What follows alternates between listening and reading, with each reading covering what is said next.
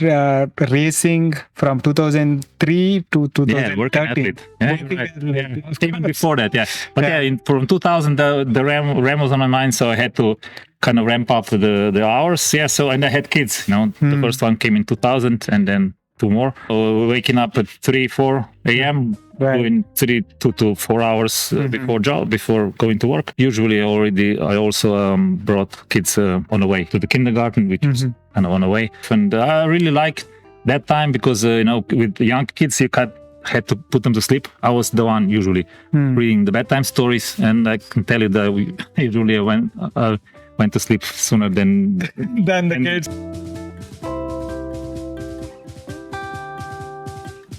I am Venki, a working professional in IT as well as an amateur masters athlete and a coach for endurance sports. You are listening to the Working Athlete Podcast. Here, I talk to working athletes from all walks of life and experts from various sports to provide you with inspiration, training tips, and lifestyle advice. If this is something that interests you, I have a small request from you. Please subscribe to the channel on YouTube, Spotify, Apple Podcasts, or wherever you get your podcasts from. You can also let me know what you like and what you would like to listen to more of by commenting in the comment section on YouTube. I promise to do my best to improve with each episode and bring you the best content that helps you and me get better each day. In this episode, I talk to Marko Baloh. Marko is an world-class ultra-athlete with an impressive palmares spanning over 40 years of cycling. He is a 7-time finisher of Race Across America and a 5-time finisher of Paris Brest Paris. He had several wins in races spanning across 6, 12, and 24 hours, as well as those spanning multiple days. Marko visited India for the first time this month, and I was fortunate enough to be in his cycling camp at the Soul Fitness Resorts near Ranipet. We rode together for a few days and used this opportunity to sit down and talk to him about his long ultra cycling career and his many learnings from it. It was an amazing conversation with an amazing athlete and an even amazing person. I hope you enjoyed this conversation as much as I did. This episode is brought to you by The Bike Affair. If you are in search of a one-stop destination that caters to all your cycling needs, our today's sponsor, The Bike Affair, is the perfect place to check out. I have known the founders of The Bike Affair, Krish and Gokul, personally for nearly 15 years now. In fact, my first century ride was with Krish back in 2008. They are both exceptional human beings and entrepreneurs that believe in providing exceptional service to their customers. And it shows.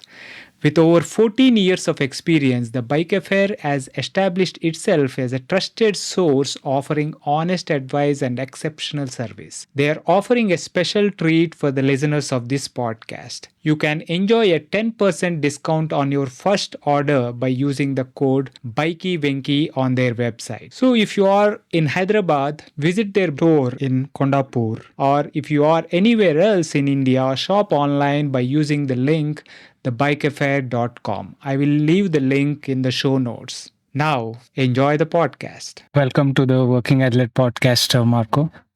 It's a pleasure having you on the show. Thanks for having me. Marko, it's first of all a real pleasure, honor to be sitting across to you and getting this opportunity to chat with you. Here we are in Soul Fitness Resorts, thanks to our gracious host, Baji. And in this facility, we are like sitting and recording this podcast, as part of this beautiful camp with you. Now, what I want to do, take this opportunity is to kind of learn more about your, a career in sport, in cycling. I know you have done RAAM 6 times now, is it? Finished 7. I started 10. Didn't finish the first 2, and then there was 7 solo and 1 2-person team that I finished. Oh, yeah. So, I mean, the massive career, but I want to take this opportunity to go through a little bit of that experience and pick your brains on maybe the training methodologies, the nutrition and stuff that goes into it. But before we get into that, I want to always start with, what is your relationship with sport growing up? Yeah, it's kind of funny. As a kid, I was more of a nerdy kind of guy. In school, I was really good, all A's, how they call them. Not much sports. I mean, I tried a lot. I was always into it, trying stuff. So I did gymnastics for a little bit, football, table tennis, karate. So I tried stuff, for a year or two, and nothing caught up. Until I tried cycling, which was pretty late for a professional career or whatever. I was almost 18 years old when a friend of mine and me started talking about what if we try. So we tried, and yeah, we both of us pretty good in a couple. We are, as I said, we were late bloomers. Yeah. So the first club that we visited, they were laughing at us. It's just go, ride Grand Fondos, you're too old. And the second one took us. They said, "You have a bike? Okay, no problem. We'll give you jerseys." And in 2 years, this first club wanted to buy us out from them because we are pretty good, both of us. Yeah. So yeah, that was the start. Yeah, when I tried cycling, this was something that obviously worked for me. It does. 40 almost. Yeah. Yeah, that was 85. So what is it? 39 years. Yeah. Wow. Nearly 40 years in cycling. That is amazing. So when you started into cycling at 18 years of age and got into this club racing, what was the racing scene like where you... Yeah, that was still Yugoslavia. Now, after 1990, we kind of split. So now we are in Slovenia, but at that time it's still Yugoslavia. We had some really big clubs, not a lot. Still similar, we have handful of clubs nowadays in Slovenia, probably 5, 6. So not many competitors, but racing was pretty good. Especially Yugoslavia was bigger, so there was a bigger pool. And as I said, we kind of grew into it and started winning even the national championships. I was in national team for 100-kilometer team time trial for years. All started in Yugoslavia and then continued to Slovenia. I don't know. I wasn't. You can probably tell I wasn't a sprinter. My legs are a little bit too skinny for that, but I was pretty good in time trialing. Did won a couple of championships and 100 kilometers. That's probably 4-person 100 kilometers. So you go as fast as you can, drafting each other, and we were pretty good. We did a couple team time trial of sorts. Team time, yeah. So we did 2 times under 2 hours, which was considered to be, top. More than notch. 50 kilometers per hour. Wow. Yeah. So we were good, yeah, and that was still one of my regrets. We were qualified for Barcelona Olympics in 92, and because of some political decisions, the budget was, like always, lower. So they had to decide who to send, and they'd rather send tennis players than for cyclists. Wow. We had a chance to be top 10 for sure. We can top 5 maybe. Well, yeah, that is how it is. After Barcelona, actually, they UCI, the cycling union, right? They kind sports body. Yeah, the sports body. They kind of erased team time trial from the Olympics, even from World Championships. So that was kind of my cue, because that was what I was really good in. So that was when I kind of started thinking about other things, including RAAM. A little bit later. Yeah. So once you kind of, is it true that you kind of moved away from professional cycling at that point when the team time trial was kind of removed, or how? Yeah, how it was like that time it was semi-professional, It was called amateur cycling. We got a little bit of you would call it scholarship or some small, but you could, when you were like me. Semi-pro kind of thing. Yeah. Living with the parents, still studying. So it was pretty good, you get around the world. Right. I mean, see the world, do the races. And it was, that's something I liked. But after it was kind of, out of the question. The Olympics were out of the question, even the World Championships. Yeah, kind of, and I also met my wife, and we started thinking about kids and everything. So it's kind of turns your mind a little bit away from the. I still race, not as much as before. I got my real job, not cycling, but the real job. Started in a bank, and then. There was a couple, then telecommunication company, then it was Ministry of Agriculture. But so you got into the job. Yeah, I got into the job, got married. After a couple of years, we got the first child.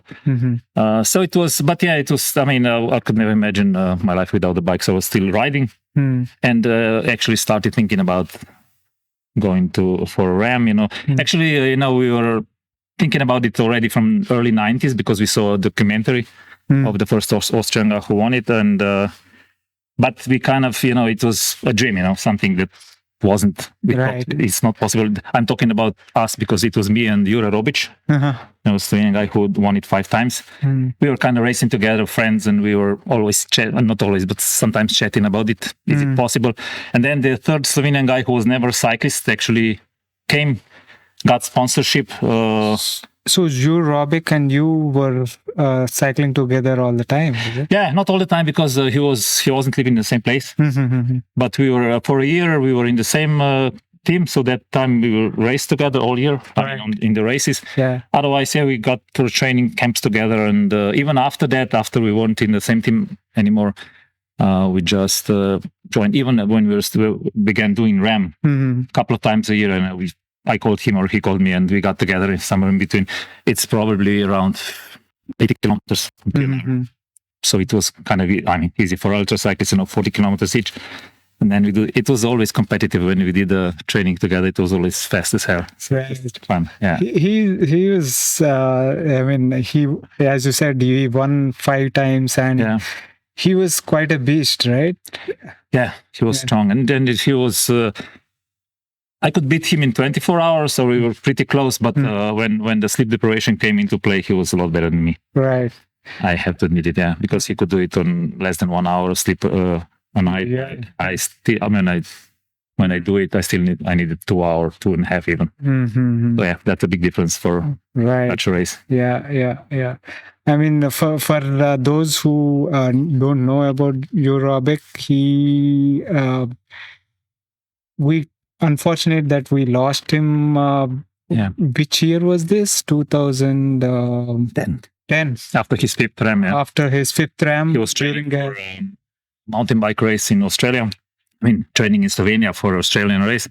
And he had a crash or car hit. Car accident on a gravel road. That was a huge loss for the ultra world. Yeah, that's pretty sad. That was 2010. Something that kind of deterred me also for just a couple of days, but I was thinking about it. Yeah. Should I continue? That's coming back to your racing days. The start of RAAM, thinking about RAAM. So you mentioned about watching a documentary. How did that propel you into kind of actually realizing the dream of RAAM? That's on those years. That's 30 years ago. It was different. We only had 3 or 4 channels. Yugoslavia. Exactly. Actually, this is already Slovenia. But there wasn't 50 or 500 channels. But there was, and somehow this documentary came on a Slovenian channel. I don't know. Austria is our neighboring country, so I guess it was interesting. Yeah. And I just got to see it. And when you see those, nowadays you can find, probably not that one, but you can find some RAAM documentaries on YouTube. Correct. So if you watch it, whoever watches it either hates it, either says those guys are just nuts and crazy, that's not possible, or you say, that might be something I would like to try. Yeah, I am in the first camp. Really, yeah. I can imagine. There's probably most of the people would say, Right. especially when you see, I don't know, the like Bicycle Dreams, that's one of probably the best one. Yeah. That is an inspiring one. Yeah. So that's when you see it, you can see how hard it is really. So yeah. So that's kind of, but that was in the early 90s, like I said. So it took us more than 10 years then to really, like the I said, seed was planted. Yeah, the seed was planted. So kind of every now and then you heard about it and you kind of, And then there was this Slovenian guy, Freddy Virak, who kind of came from nowhere, got sponsorship, went there. The first time he didn't finish, but he did the next one. So he was the first Slovenian finisher. He will forever stay the first Slovenian finisher. And when we heard about that, we kind of got together for coffee and said, if this guy can do it, why wouldn't we? Yeah. So then we started with qualification. It was a little bit tricky at the time. Nowadays we have those races everywhere, Europe, India, right? Qualification races. At that time they were only in America, so that was costly, time consuming and everything. But there was also a chance to do it wherever you wanted. Just prepare a loop. It had to be a circle, and then do 24 hours. And the limit was 680 kilometers. So you had to have officials. At that time it was UMCA. Now it's VUCA, so Ultra Cycling governing body. Right. So you had to have officials, and if you did 681 kilometers, you were qualified. You got a certification for 3 years. I was kind of wondering why, but because the hard part then is raising money. So right. That's why they give you the qualification for 3 years. Yeah. So that you can probably run around, arrange for logistics. Yeah, it's a big thing. It's not just probably the training part for it is probably the easiest. It is. I mean, for us, because whoever does it has to love cycling. Otherwise you wouldn't even dream about it. Right. So it is. Easy. It is the easiest part. Raising money, logistics, crew. Yeah, it's a big. That's the. The biggest part is all the logistics and the cost involved in arranging all that, and the crew. Plays a big part, and of course you as an athlete has to be kind of strong enough to actually compete, right? So when was your first RAM, and how was that experience? Yes, I qualified 2000, then it took me 3 years. So 2003 was my first. That was actually the only time that 3 Slovenians were the start, me, Robic, and the guy who was the first finisher, Virak. Actually, it's a funny story. It took me so long because sponsorship didn't came along. So in 2002, I was kind of ready to quit because there was nothing. But I was preparing all the time, so I felt I was really ready. So I wanted to do something, to show. And this was my first record in 2002, 12 hours on a velodrome. Which I did, and then because before that I already did a couple of 24-hour races, always finished first or second, so I was really good. But media just didn't care, I was sending all those reports and nobody published it. When I set the Guinness record, which for me is not worth as much as those races because you're racing against competition. I was in the big news, the whole page in the newspaper because of that record. Guinness record. It was, and then the sponsorship kind of.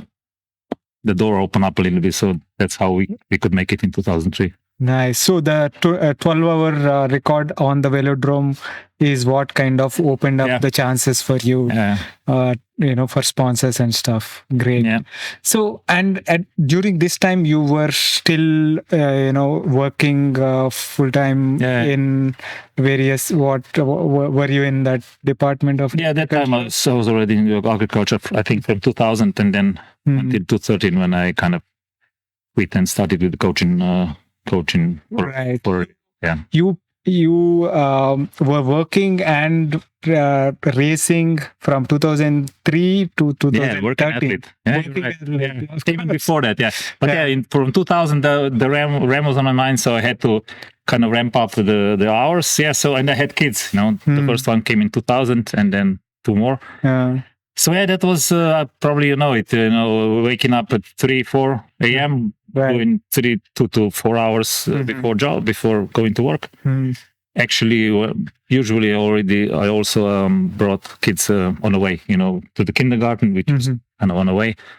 Yeah, and after finishing with work, and then in the afternoon I was kind of more ready for or available for family life, and I really liked that time because with young kids you had to put them to sleep. I was the one usually reading the bedtime stories, and I can tell you that usually I went to sleep sooner than the kids, them, of course, because you were up tired. because I needed to wake up at 4. So it was kind of fun, fun times. Amazing. So, and you got to your first RAM in 2003. How did it go, and how was that experience? Yeah, the experience is surreal for the first time, especially. All those 3 years of work, at least even before that, but 3 years of just thinking about it. And then you find yourself on the start line, and I was kind of, dreaming about winning, for course, You don't, you can, at that time it was a little bit harder to get information. There was no Facebook, no YouTube, no live updates and all. So it just, I bought all the books I could get my hands on, all the VCR of all the commentaries. So you kind of try to learn about it, but you don't know about it until you are there. So yeah it was, a different experience. I unfortunately didn't end well for me. I started really well, being in the lead for the first day and something, I don't know, a little bit more than a day. Then I was still I think top 3 for quite a long. And then in the second part, after I don't know how, some problems started. I could feel some pain in my lungs. I'm asthmatic. I was kind of thinking, maybe it's just exertion. You're just tired, of course. So we didn't at first pay much attention to it, but then it started kind of worsen. So in after probably that was around 600 kilometers before the finish, so pretty close. And that was the hard part. 600 kilometers before the close. Wow, yeah, it was close. 5,000. Out of 5,000, yeah. So it was close, yeah. But the pain was so bad that my crew kind of stopped. I was racing with another American guy, Terry Lansdale, and because we didn't have a doctor, they kind of stopped the crew and asked if they have a doctor, and they asked why. As soon as they told them, there's a chain pad, they just called 911. It was the first, we didn't think about it. They just called. So there were 2 ambulances in 5 minutes. That's America. It's unbelievable. Yeah. And they kind of measured my EKG, but still said we cannot exclude anything. So we have to take you to the hospital. Still, I was still kind of thinking we might go back, because it's allowed, to go away from the course. You have to call the headquarters, let them know where you are. We kind of put a mark on the side where you stop. So that you can start again from there. Yeah. But after they did the exam, the MR or whatever it was, they just I had a blood clot, embolism, pulmonary embolism. So right. Yeah, pretty bad. Yeah, in the lungs. It could end really bad. Yeah. So that was it. So that was the end of your first RAM. That was my first one, and of course, people didn't think I was coming back. I was kind of always, you don't want to give up easily. Right. Yeah. But I had to have an operation actually because there was some residue in my lungs. So I had the operation in spring 2004. Some recovery time. I was on blood thinners for half a year or something. But then started training again. Got back into it with the Furnace Creek. It's a pretty well-known race nowadays. It's not organized anymore. So it was through it was the first RAAM qualifier ever. So started in 83, I think. Right. And it went through that valley, Los Angeles, and then a loop around that valley, and then back. Wow. So it was kind of 508 miles. So that was 508. Right. So now, then I don't know, a couple of years, 10 or 15 years ago, the national park didn't allow cycling anymore. So they had to now it's called Silver State. So it's in Nevada, and it goes in Nevada. Still a nice race. I did that too. So I did that one and I won it. So I kind of showed to myself more than anybody else, that I'm still I can still do it. Yeah.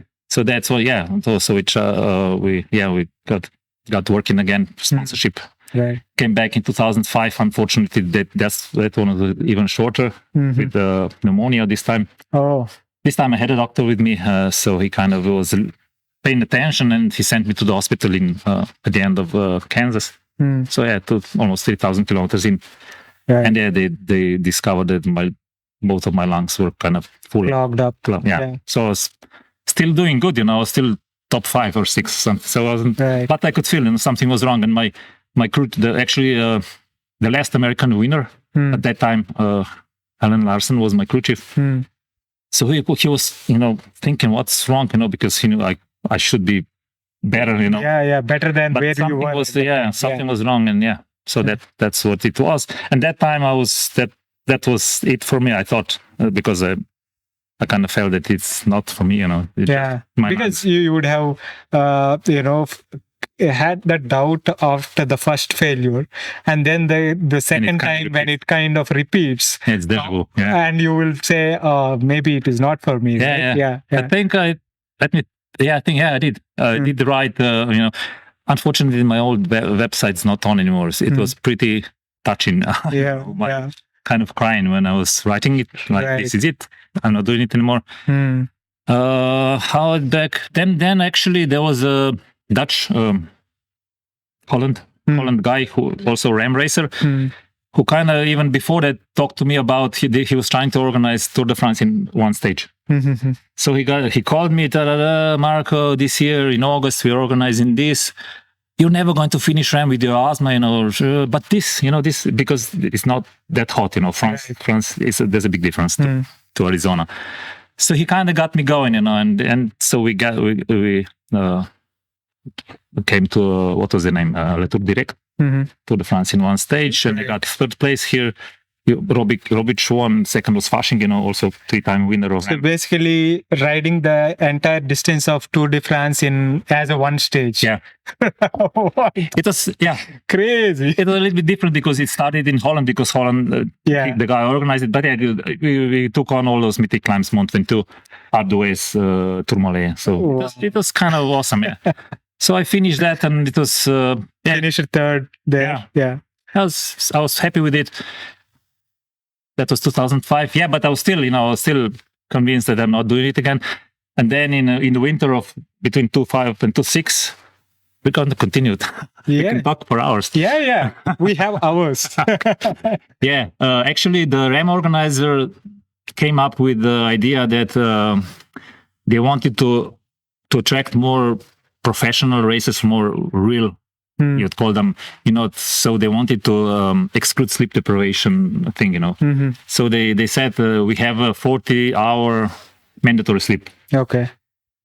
So that was a good news for me because, even if you don't exclude my lungs, sleeping, non-sleeping is not my forte, Right. Robitstrasse, they can sleep, 45 minutes and go. Like crazy. I need an hour and a half, 2 hours. So you kind of lose every night, you lose an hour. Correct. So that was something that got my attention. And I was kind of thinking, I'm not sure that this is going to stick around. There's going to be 1 year. And it was unfortunately for me. So I have to go now. So we kind of got together with friends, let's try to make it sponsorship or almost non-existent. So we did it on a really bare bones budget, less than 20,000 euros at the time. So I only got 3 people from Slovenia with me, and then I got 3 other guys who crewed for me for Furnace Creek. So 6-person crew without RV, just 2 minivans. So it was really strict, but we made it. So it was we got to the finish, 10 days and some hours, 6 hours thing. So I was happy. I got the second place in the enduro. The hoopla was, the story was that a lot of ultra cyclists hated this version because they said this is not RAAM anymore. So the organizer had to make a decision. So they said whoever wants can do a traditional version, and this one, the real one, is called enduro, like 40 hours of sleep. Right. And the prize money is in enduro. So that's got me and Robic, all the best guys. in enduro. That was a trick. Right. But yeah, it was half, more or less. But yeah, it showed up that the traditional guys were faster because they didn't sleep. Yeah, of course they slept. Probably the guy who won was Danny Weiss. I guess he slept 10, 15 hours. We had to sleep 40 hours. Right. So, but that enduro version, how long did it last? Yeah, just one more year. One more. So this 2007, they said they had the same option. I think only 2 guys registered for enduro. Oh, and around because 20 everyone were like, no, we had to do it. Yeah, I find it strange. For me, it's still the race. Still have to do it in the same time, right? With more sleep. But yeah, some people are just they say that it's not the same without being hallucinating and stuff. It's kind of a tricky part, it's also the most dangerous. That's why also, I mean, I think, as endurance athletes, we kind of tend to veer towards the more riskier the better, right? It's for sure.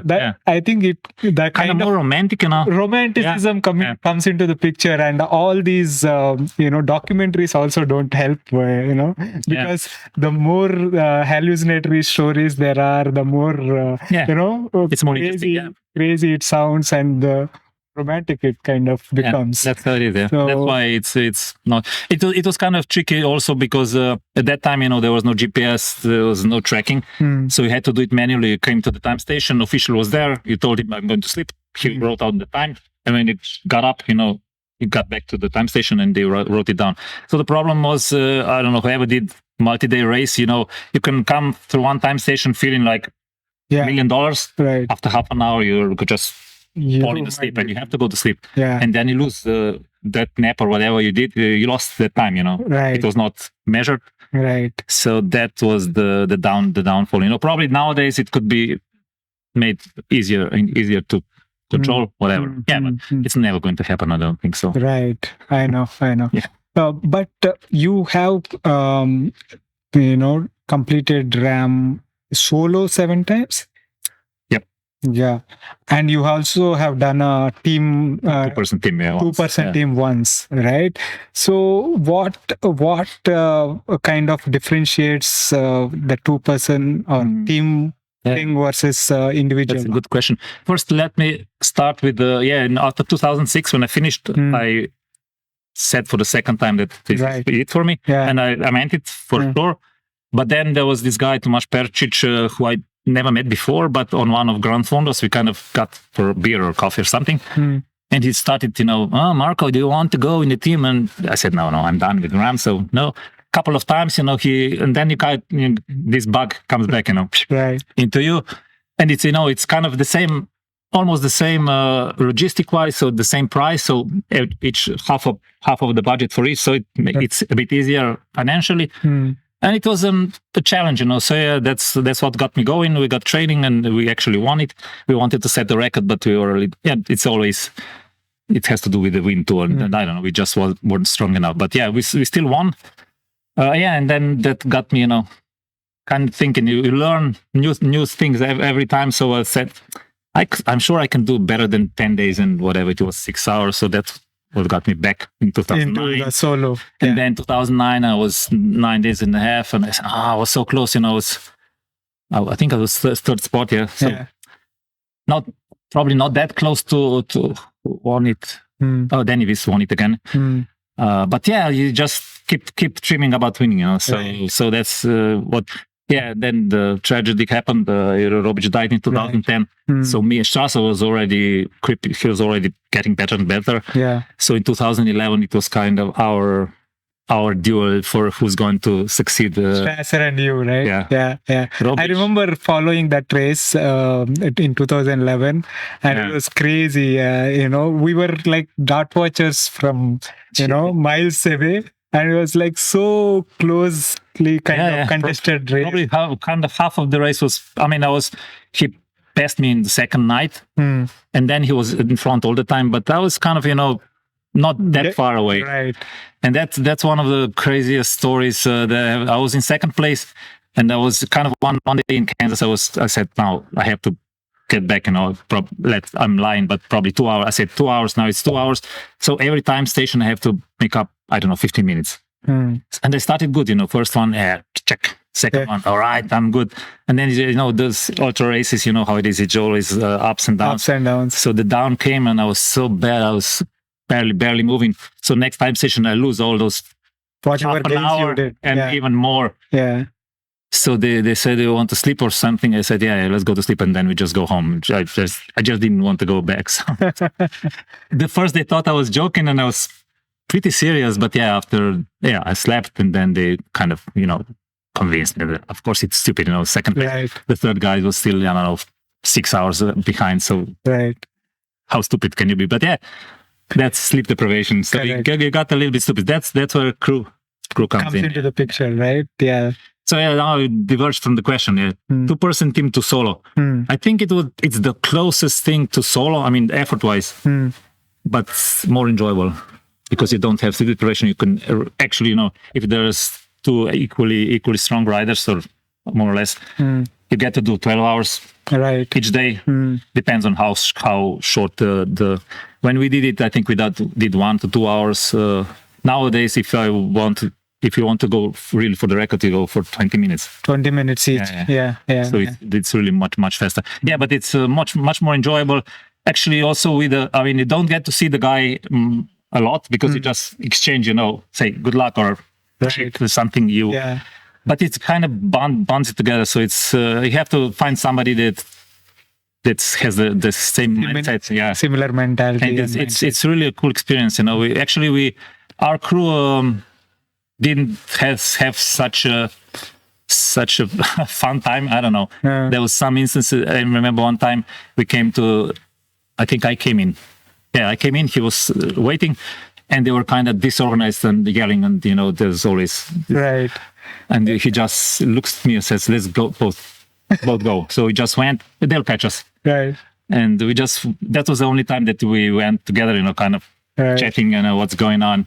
We were kind of laughing about them because they will figure it out. Right. They did. They caught us probably half an hour later, but that was fun, Yeah.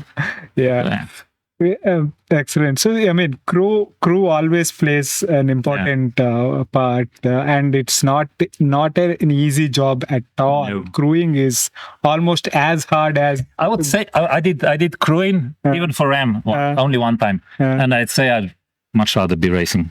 If you give me a choice, there you go. It's physically, of course, it's not that, but it's so stressful. You get this person ahead of you. You have to take care of him, and that he's kind of, especially in the end, second part, with sleep deprivation, he's kind of a risk on the road, and so it's a big stress. I lost some years of my life that time. So a big. Thank you to everybody, because it's hard to get the crew, and nowadays for the best for us, the best way to do it is 9-person crew. So we need to have those guys, and not everybody would come back. It takes a lot. It takes almost 3 weeks of vacation time. Right. So everybody at our age has families, so it's kind of hard, to say go every year, and the family, what do? They stay at home. Right. So that's why it always changes a lot. We always try to get at least 3-4 experienced people, So then you have all the others can be rookies, and you can teach them. It's right. It's not that difficult, Just what to do, but you have to have a positive mindset, and that's the only trait when people ask me what do you look at when you're looking for a crew. Just positive mindset. Just that's nice, nice guys or girls, whatever. Yeah. Because you have somebody who's grumpy and looking for I don't know quarrel. It just messes the crew. So that's the only thing. Yeah.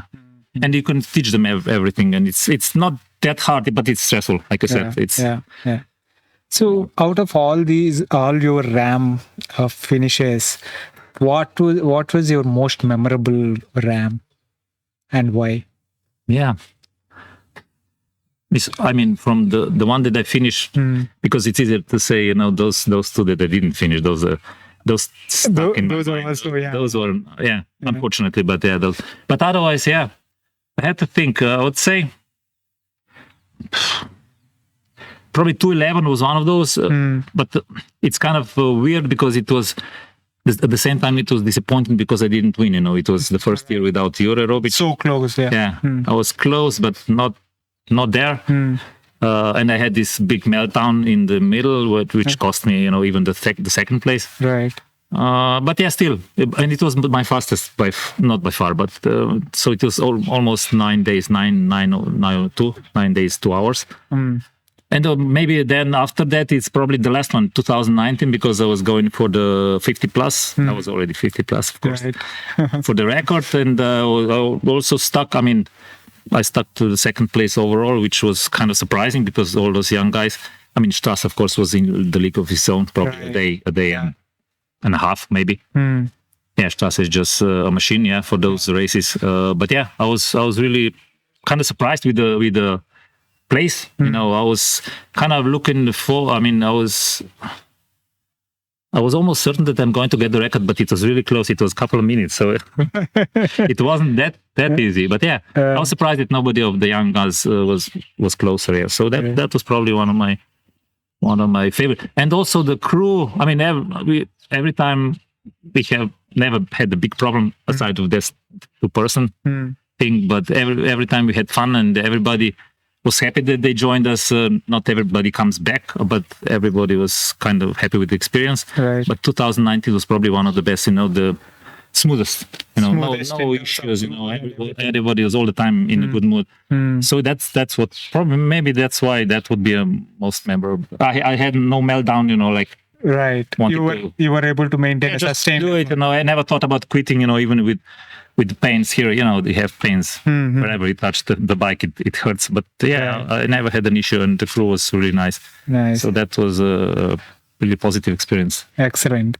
So one thing that I want to kind of know is what would be kind of typical training volume, because for many people, these ultra cyclists, would need to train 40 hours a week and all that kind of mentalities. Yeah. So what would you say was your training volume like, and what would you suggest those who are looking at ultra distances as a? Yes, for sure. The big mileage thing is not needed.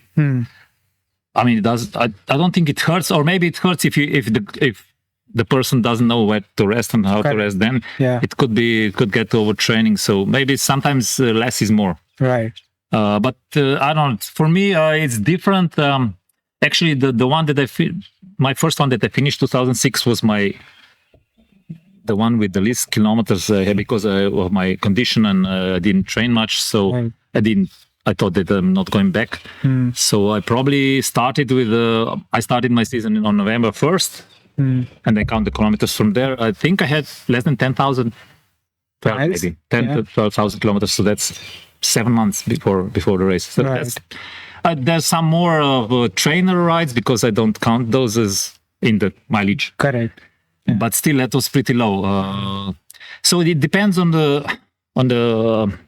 availability of time, as a working man or a woman with a family, you have to take those into account. So I would say that you need, in the normal week, you need, in the winter, probably 10, 15 hours would be enough, for the base. Otherwise, 15 to 20 would be quite sufficient, but you need some sort of a push, some sort of a bigger block, yeah. Yeah. So could it be like maybe a smaller race in between and stuff like that? I always like my clients to do some racing, and also to have the crew a little bit to that experience of crewing, and especially if they are rookies, right? They have to learn. So that's a good experience. But actually, that wouldn't be. You had to do a really long one, which isn't. So races, I would recommend the race just up to 24 hours or maybe 1,000 kilometers, 1,500 most. Right. So that's kind of not enough. I always suggest to do at least one big week of. So if you want to do, I think that's kind of necessary. So we always try to do at least 1 week. Some call it Hell Week. It's about like 60 to 70% kind of Yeah, actually 60, 70 hours of riding in a week. Right, That's a lot. because you are training for something like 10-day, 12-day thing. You are trying to say 6-7 days. You kind of simulate it. I mean, not of course not 20 hours a day because you don't want to kill yourself in training. Yeah, but you do longer, so 10, even 12 hours or 8 to 12 hours a day. So you get a good rest, good sleep. Of course, you cannot work, so you have to have the time off work. Yeah. But so your body gets accustomed, gets to know how it is. 10 hours on the bike, kind of similar, but you still get the rest and get the recovery. So it's something you have. I mean, it's really. I don't think that anybody did it without a big. Some people who have time will do two of those. So we do one 2 months before mid-April, the second one mid-May, and then it's kind of tapering for the last 3-4 weeks, quite a lot. Yeah. Indeed, in that time before the race, you still push it, but a lot less volume. So you still do some high intensity efforts. So otherwise, you're just lazy. You can't get slow. So you still want to do it. Nice. So that is the training part. How do you take care of the nutrition for a race like RAAM? Yeah, it's for any ultra race. It's first you have to make some think about it. What do you think it works for you? I can have me as an example. For me, 350 to 400 calories an hour works. Of course, I use more. I mean, I would probably need more, but you cannot process it. Correct. So you have to try. The body doesn't. It just doesn't process it. I mean, I tried with more, and it's the gut issues and everything kind of here or the other way. So it's something bad happens. So that's what you have to play with a little bit, So that's also why you need the long rides. So you have to try and experiment that. Yeah, it's just experiment with it, see what works. First, let's say for guy my size, I would say to everybody, try to the 300 to 400. So you start with 3, and then you add a little bit, and then you see where the limit is. So you kind of try to push for that, and you always also want to have a backup solution for a backup solution. The more you have, the better, because sometimes it just either doesn't work or you lose. In RAAM, after 3 days, your taste buds are so bad that you don't taste. Nothing tastes good anymore. Especially those energy drinks and all that. Yeah. It's all bad. So kind of whatever you. That's why the RAAM rider is kind of king on the hill, whatever you call it. Yeah. Because whatever you desire, the crew will try to get it for you. Right. Sometimes it doesn't work, but that's why even people look at me strangely if I say that I have a Big Mac during the RAAM. Right. But when you feel like it, if you have it, any calorie is a good calorie, because I think Big Mac has 500 or something, 600, so it's 2 hours. Yeah. So whatever works for you. So but in training you just have to try this, try that. I would suggest the easier it is to digest liquid. So some people like Strasser do the 100% liquid, which you can try. Everybody can try. I tried it. It works for me up to 2 days. Right. So 24-hour record, that's perfect. Just I don't need anything else. But after 2 or 3 days in RAAM, when I tried it, just didn't work for me. So I tried solid food. I just ate some. I usually go nowadays for years now.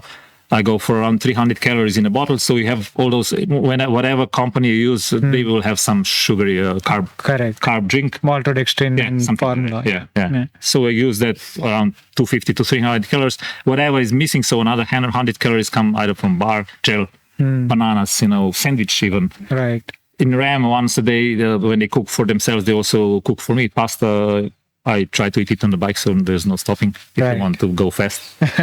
So that's it. That's only. You have to experiment and find for yourself what works. It takes time. Because you cannot test it in 2 hour ride, Right. And you only get, especially when you're working, you only get so many. Usually during the weekend, you get those longer rides, and you just start with it, write it down, check this works, this doesn't work, try different stuff, and then you kind of refine it with the race. One race you do as a training race or this week, Right. then you can really know if it's for 7 days, if it will work for the whole time. Right. So, yeah, have to try what works for you, and just and have like I said, have a backup plan. Right. The more you have, the better. Yeah. So you have many 12-hour and 24-hour records, right? I mean, when in your I'm laughing because I don't know. Actually, so you have won 24-hour world championships, right? yeah, I had 4 times. more. I had overall probably it was 5 to 15. Let me think. To 12, to 15, to 19, probably 3 or 4. Probably every time I did, I won my category. Yeah. Either it was 40 to 50 or 50 plus.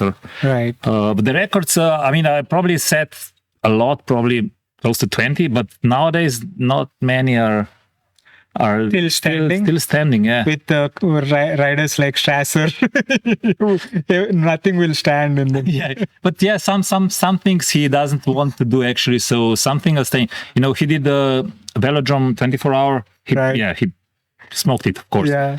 But he said he's never going to do it because that's pretty hard. You know, it takes toll because you have to go. You know, The centrifugal forces going the around. training in your arms is crazy. unbelievable. Yeah, I didn't expect it when I did it the first Yeah. time. Yeah, it's actually that's probably one of my proudest. I'm actually the first person to do 900 kilometers in 24 hours. More than 900 kilometers in 24 hours. Right. That was kind of the first time I went for 24 hours, it was kind of late. Like I said, 2002 was my first 12 hours. And I did, not that far. 2008, I did the first 24. And I came so close, agonizingly close to 900. I did 890 something kilometers. And I knew that, and it was outside, it was windy. And so the conditions weren't perfect. So I said, if I would have done this in the close, indoor track, I would have done it for sure. Right. So we said let's do it on the indoor track. So we kind of kept looking, and we did it in Italy, 2010, and that was 903. Wow. So yeah, there's a lot of those records. I think that I prolonged this one. So I also did the 2,000 kilometer. So after we set the record, we kind of had a champagne or something. I rested, they charged me, and then I went for another 3 hours or something. I think it's 27 hours around it. So 1,000 kilometers. In So that one's still mine, yeah. Yeah. Because Chase didn't want to continue. So lucky for me, but yeah, that's one of those. But probably some of them are still standing. But nowadays I think there are 4 guys who did 900 plus. So Chase, of course. Then there's Dizzy Score, Slovenian guy who won last year in Borrego. Uh-huh. He did the record in Slovenia, 920, maybe something. Right. And I think that's all. So there's 4 of us so far. Amazing. My question was, when you do these basically 24-hour time trials, right?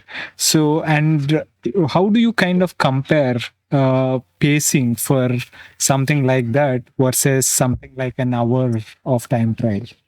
Yeah. Actually, I never tried to now. So yeah, I could say shorter versus longer time trials.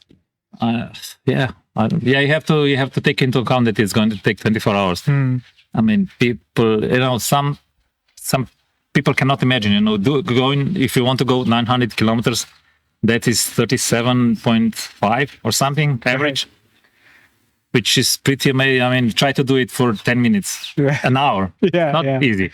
Not at all. So I mean, it's kind of nowadays with power meters a little bit easier because you kind of know your FTP. You can pace yourself better.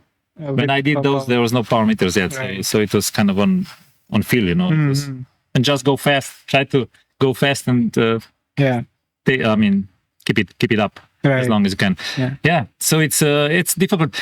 It's a difficult one, and it's kind of also how do you say? Somewhat misconception, because a lot of guys I've seen the last 10 years, a lot of coming into ultra, they do 6 hours at even 40 kilometers an hour on average. Right. It's hard, of course. You have to be really good. Yeah. But when you do this, then they go, oh, we're going to go for Baloh's record right now, Strassers. Yeah. We can do it. It's a big difference. I can tell you, I'm out of, I don't know, I know at least 5-6 persons around the world, everywhere, who said it and tried it, and they either don't finish, right, or they just, start fast and they. So it's a hard one. Yeah. And it's a big difference, especially, I don't know, with the short one. Yeah, I would guess those guys, Ghana, I don't know who had the record. Yeah. He's pushing, I don't know, 420, 450 watts and all that. Which, Yeah. I don't know. It's mind-boggling. But it's the kind of similar in terms of you, however short or however long the time trial is, you don't want to push too hard too soon, right? Yeah, the same is him. Yeah, for sure. Yeah, it's similar. And you have to keep the nutrition going. Don't want to stop much. Right. Actually, a lot of my 24-hour records, probably 2 or 3 were without stopping. Without stopping. But you know that when you do it indoors, you can, because you cannot. You have to. If you hydrate enough, you have to pee. So on the outdoor track, I could pee off the bike. If you know how to do it, then it's not that hard. You lose speed, but still lose less time than if you have to stop. Right. So actually, in my 900, the first one that I did in Monte Chiari, I had a lot of stoppage time. Too much, I guess, because I think it was around 20 minutes. It was kind of tricky. I had to go down.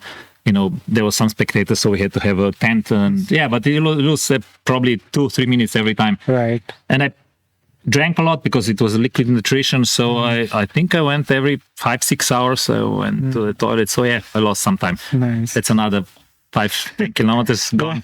But you have to take into account and keep the calories coming, hydration coming. Right. That was surprising. When I mentioned Strass, I was the official at his attempt. He didn't stop for peeing until, was it 20 hours in? Wow. And it was a problem. After the race, he told me that it was kind of he wanted to go, but he just couldn't. And he didn't drink much, I think every hour he got this small bottle of, I don't know, whatever he drinks, and some other stuff. Right. And he didn't even have the holder. He just drank it in one lap, threw it away, and it was another hour gone. Right. So it was kind of risky. I was wondering if he's going to make it, but he did. But that's another reason that he said it's just too crazy. Even crazy to attempt longer also. Yeah. Great. So from 2003 to 2013 till you kind of took a plunge away from a full-time job and stuff, you were basically a working athlete and competing at a really top level in ultra cycling, right? So how did you manage work, family, and training and racing? Some of it already mentioned. Early rising, early going to sleep, of course, because you need sleep to recover. But and the most important thing, you have to have a spouse that's behind you. It's fully supporting spouse. Otherwise, it wouldn't happen. I could maybe do one or something, but never for 20 years. Right. So I was lucky. Irma was always in cycling. Actually, we met in the Tour of Slovenia, so the normal stage race around Slovenia. I was racing, of course. She was working with the organizer. So so that was lucky for me, because she kind of had it in her blood. She's also a commissaire, official for UCI races. So that kind of worked, and she kind of grew into it. I don't know. I guess loving each other helps.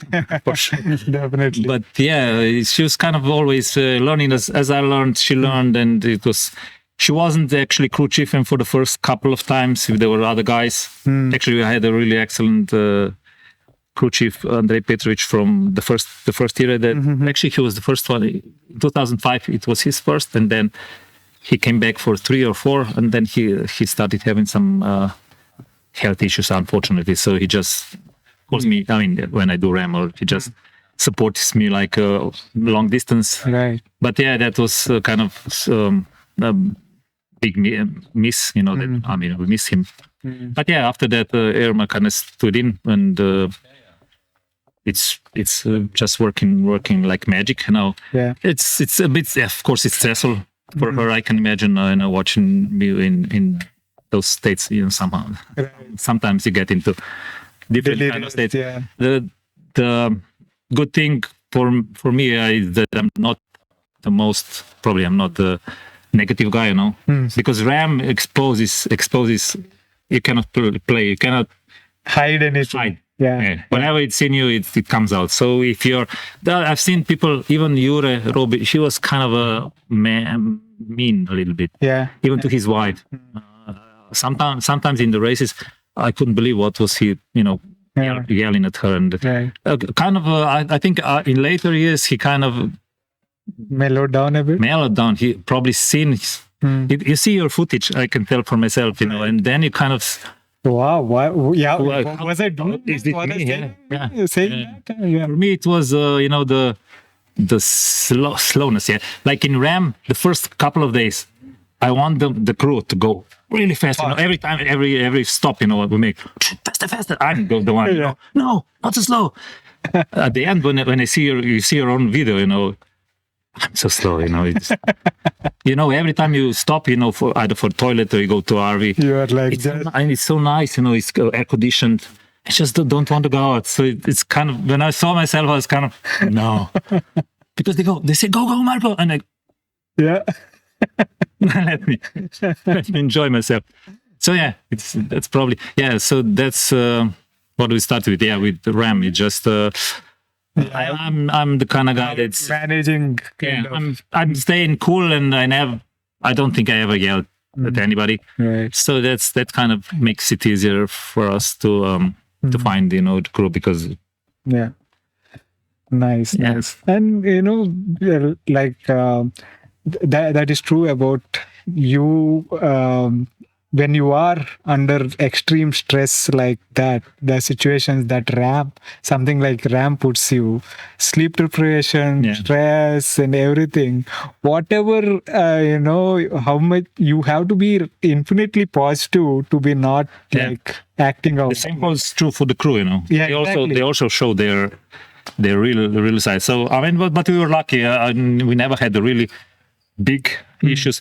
Also, one of the things we tell the crew the first time we meet her, never look at the guilty person. Never look at what happened, who did this, who did that. Just look for the solution, let it go, and it works mostly. Yeah. So, look for solution. for a solution. That's the only thing that doesn't help you. Just looking at who. There is no point, trying to pin something against problem. But it doesn't matter who made a mistake. Everybody will make mistakes, So Right. just move on and try to find a solution as quickly as possible. And it's kind of weird, because even after 10 RAMs, still some things happen that we didn't expect. Right. It's kind of funny, Yeah. in a way. So, after you moved away from your full-time job and stuff, right? So, was it, how hard is it to kind of manage the whole, leading a life of a professional cyclist, so to speak, You have to, sustain yourself. That's for sure. It's a lot easier than, because I'm still working, I'm coaching, but I'm my own boss. So your hours are different, Right. So you can actually, winters are probably the most difficult part when I was still working, because the day is only 8 hours long, whatever. So I was at my work at that time, so I had to train on a trainer a lot. The night is just all the time. So that nowadays is different, So even if I have to do sometimes 4 hours a day, sometimes more, but I can do it either early in the morning, then I go to training, in the middle of the day when it's more convenient for me. Right. And then I can even work at night, because a lot of my clients are actually different continents. So it kind of works, they're up and I'm working late. So it's kind of, it's a lot easier. I'm probably, it's a dream job, not only that, but to find in a job that's connected with something you really You're passionate about. Yeah. Right. Yeah. That's probably the best way. Money-wise, if I compare to the government job, it's about it. It fluctuates. That's the only thing. It fluctuates. Because sometimes it's better, sometimes it's worse. But on average, for sure, it's at least as good as it was. But I'm my own boss. I do what I love to do. I love helping people, achieve especially those crazy goals. So it's kind of dream, yeah. Nice. And then you get to see places like this. Right. You meet all those, you meet all those people, who share your passion. So it's always fun, Yeah. I mean, that makes you want to do it more. Amazing. Yeah. And since we cannot kind of end this session without talking about your crew chief, your wife, who has been with you throughout your career and life, right? Yeah. So what makes her the person she is, and how she kind of manages everything around, be it crewing, being a crew chief, and stuff. Yeah, man, it's amazing. So I don't know, it's kind of hard to say it in a short. But she managed it okay. I know it's really, as I said, I did crew for RAAM, and it's highly emotional, even if you're just a friend. Right. Probably if you're a spouse, it's even worse. So it takes a special kind of person. I was lucky that she is that kind of, and also she's very organized, even at her job, and I don't know, but at home she's pretty accurate. Particularly, she knows she wants to have things in order, which helps when you're a crew chief. She's not the person who would like yelling orders or something. Her crew chiefing is on the soft side, just tell everybody what to do. Actually, sometimes, I mean, you always meet the guys like on a Zoom, and a lot of times we never meet in person. Not everybody. Yeah. Before the race, but when we meet 2-3 days before the race, we sit down. Some people are kind of anxious, we never trained, we never try this, try that, and she just makes them calm. And always in the first day or even 2 days, she's always in the follow car, showing rookies the ropes. You do this, you do that. This is important. Yeah. Kind of as she goes, she does her job, and they see how it is, and they all learn. And it's kind of it looks easy. Yeah. When you have the right. That's the correct word. When you have the right person, they make it look easy. Yeah, true. But it is a really tough job. Yeah, that was lucky. I mean, I can to tell you the truth. I mean, I didn't know that I hit the jackpot, but I did. You did, yes. 25 years already. Yeah. Amazing. Last year it was 25 years. Yeah. So we're lucky. I mean, it's stressful from time to time. Even I can imagine. I can remember a couple of times in RAAM when she was the one that kind of had to kick my, kind of push me. Which made me be grumpy a little bit, but now when I think about it, it was needed. So she just has the right personality and the right angle. She knows how to go about it, which is not easy. Yeah. But I don't want to say it become easier because she didn't do every one of them because two RAAMs she missed because she was pregnant. But almost everything else, she was always there, and it just kind of gets less stressful, not easier, less stressful. Everything, I mean, especially for me, the first couple of RAAMs, I was still the one organizing, and kind of getting things together in the last days before the race. But then even with the friend of mine that was crew chief from 3rd to 5th or something, I could relax. I could just sometimes I look outside to what are they doing. I saw that everything's under control, so you just can relax, do your own thing, concentrate on the race, which is. And now with Dirham is the same. I know that she's going to take care of everything. Yeah. So I only have to relax. The last couple of days it's relaxing, trying to not think too much about it. It's kind of. The feeling on the start line is something that you have to try. Experience. It's not kind of, I don't know, for me, maybe the first year, of course you're scared a little bit, but it's just kind of relieving, it's kind of, you worked so hard for it, at least a year, some people years, and then you're on the start line. The start line. Yeah. And you're there. Organize everything. More that, logistics. So everything's in place. You're kind of happy, that you're going to enjoy it. You enjoy it. I mean, RAAM is hard, but the first day, aside of the heat, if you have to have a heat acclimatization time, but you enjoy it. Just the first night is the best. I mean, the temperature is perfect, like 25, 22 to, I don't know. And you're still fresh. You're still fresh, I remember the first one, there was a full moon. I was in the lead. Yeah. It's 20 years ago, but I can still feel that was, yeah. So that keeps you going, it's, yeah. So yeah, RAAM is, it's hard. I wouldn't say, I mean, some people, when I say it's fun, the other riders, they say, you're making it up. It's not fun, but it's kind of funny. The people are like this. Do you remember the good things? You forget about it. Correct. So if I think about it, I can remember, pain and saddle sores, and of course it does. But usually, once you cross the finish line, everything else, it's similar. Emma would tell you that it's similar to giving birth. Right. It's so. Of course, it's hard. I was there for all three. But after a minute after, if somebody asks you if you want to do it, you would say, like in RAAM, forget about it. No way. But after a week or a year, amazing. So 2019 was your last RAAM. So when is your next? Yes. Actually, I wouldn't miss anything if I wouldn't go. I mean, there was. You're done. Yeah. I mean, I've did so many that I kind of did it. It's really hard for me to imagine winning. I mean, there's a possibility. Strasser is not going. Probably, I don't know if he's coming back, but there are other fast guys. But so it's really hard to imagine. But still, I would kind of go if everything else was, if somebody writes me a check, I could go this year. 50,000 and I'm going.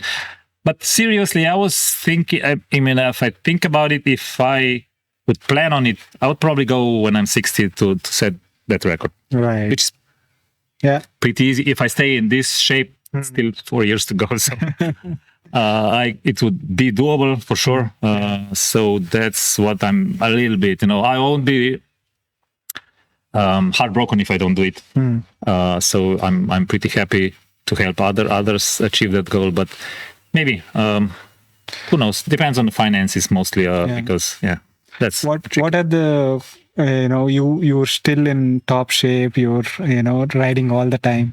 What kind of keeps you motivated? Love for riding. I don't know. It's actually the process. Even for preparing for RAAM, like I said, RAAM is hard and painful and everything, but the process is supposed to be something that keeps you motivated and going. And now it's not RAAM anymore. So you're right. I mean, I cannot imagine my life without riding. I mean, but if you want to ride fast and keep in shape, then you have to have some goals. So I always try to find. Now there's less races. Now I only do 2-3 races a year. I used to do 5, 6.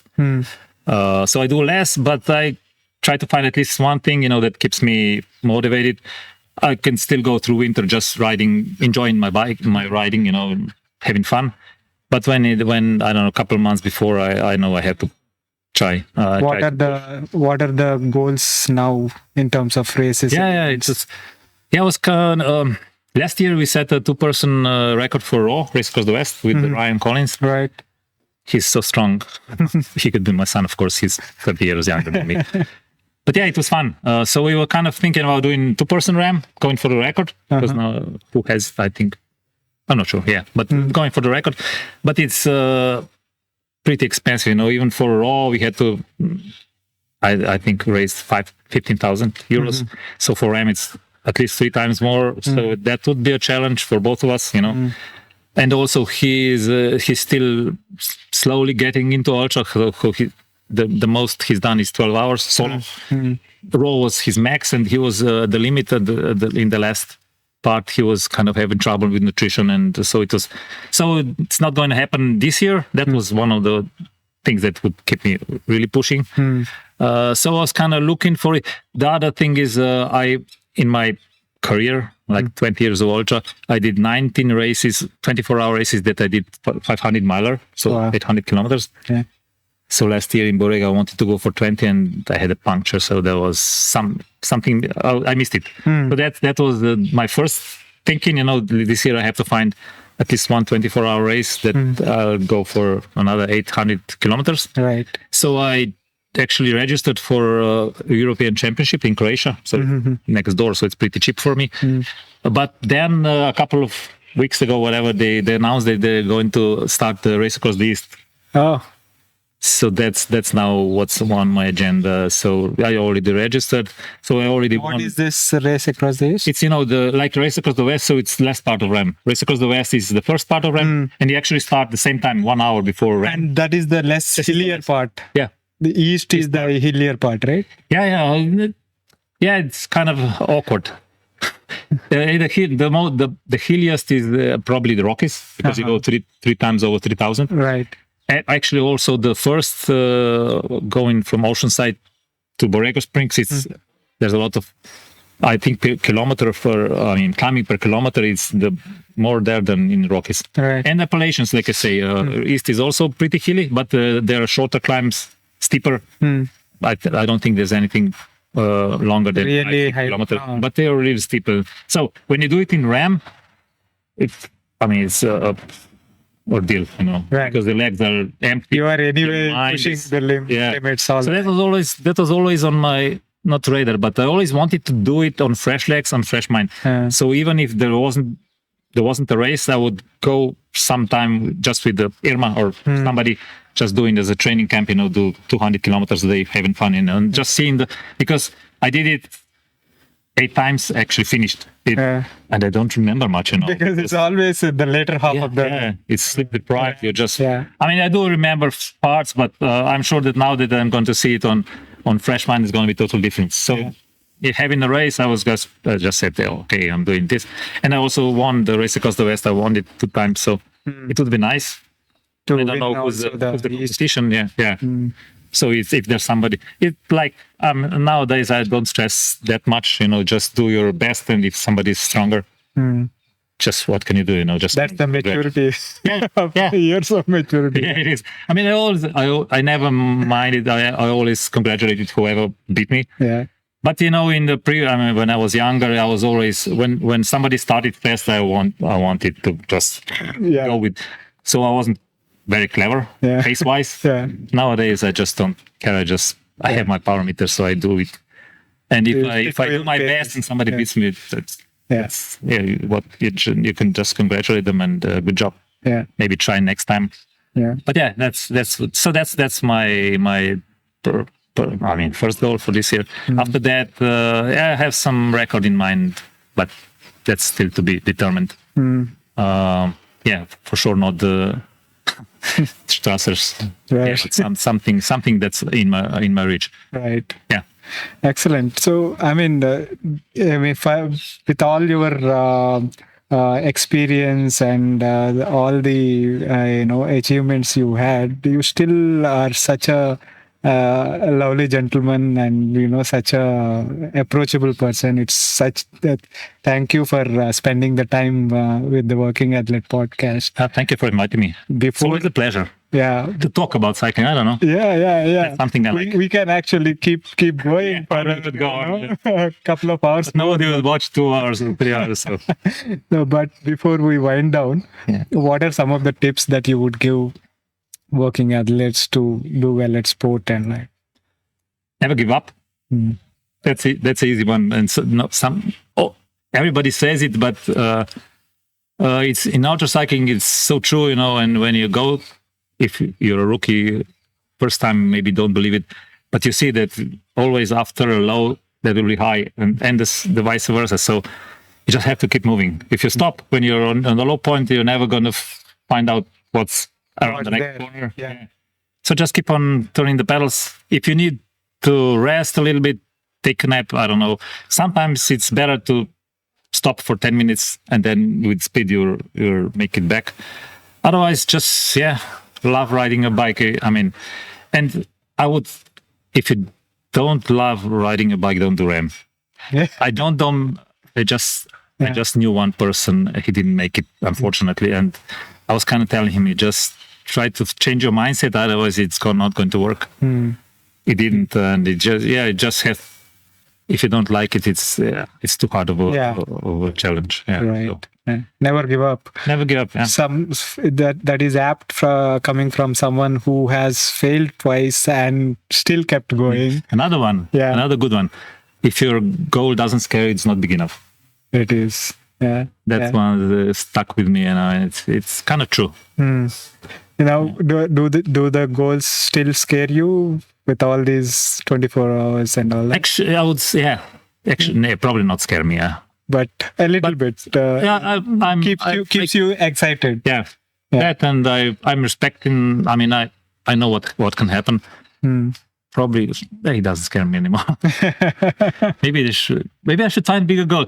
I'm sure. I mean, if I go back to RAM, it'll scare me a little bit. It's because it's always you don't know. I mean, I was lucky.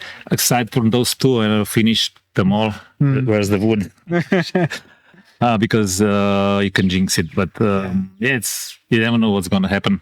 You never know what's going to happen. So it is the hardest The race next in the world. minute. Yeah. Yeah. Amazing, Marko. Thank you so much. Again, it's been such an honor. Thank you. That was my conversation with Marko. I hope you enjoyed that. If you are enjoying these podcasts and are finding them useful, please consider supporting the podcast by subscribing to it on YouTube as well as on your favorite podcasting app. It really helps. Thanks again for your continuous support. See you next week with another guest.